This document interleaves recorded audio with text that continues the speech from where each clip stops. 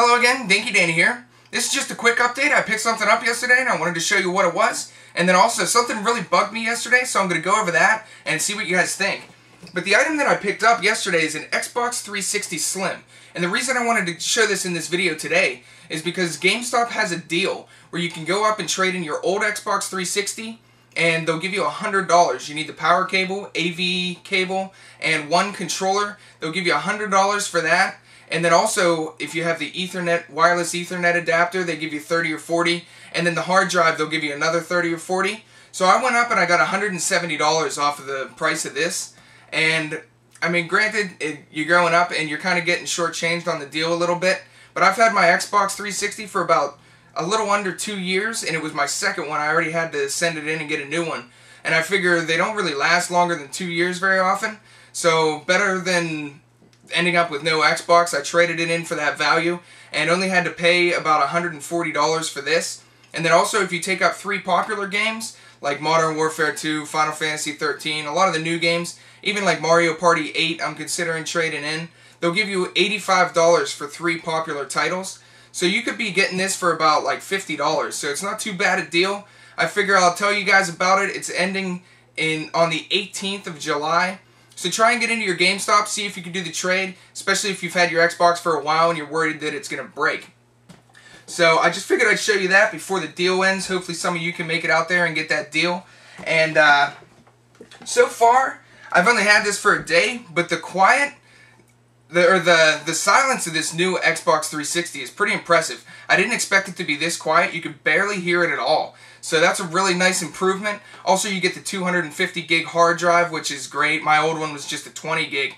So that's a nice addition. And then also, the heat is still there on this thing. I was really nervous about whether it would still be as hot as the old one, and it still is. It gets real hot, but apparently they have more vents, so hopefully that'll help it a little bit. And then also it has an auto shutdown feature, so if it's going to overheat and break, and you normally get the red ring of death, apparently this one will bring up a menu and just shut the system down so that it'll kind of as a safeguard from it breaking. So if anybody's worried about their Xbox 360s getting too old, maybe going to break down, go out, check for the trade, and see if you can do the trade-in value. It's a really decent deal. And also 2 other small things that I picked up at my thrift store yesterday. I went in and I wasn't really expecting anything, and the first game that I got there is Donkey Kong Country 3, and I didn't have this one. I got this for $3. And then the next game that I got there, I walked up and I was like, I couldn't believe they had it, and it's Chrono Trigger.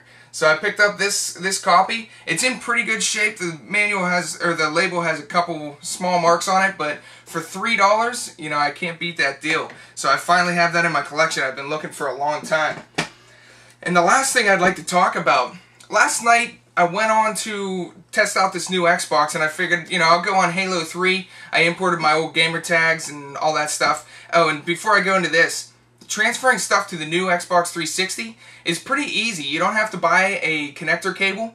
If you have your old information, you can transfer all of that onto a flash drive, and you have to format the flash drive to match the Xbox 360 setup.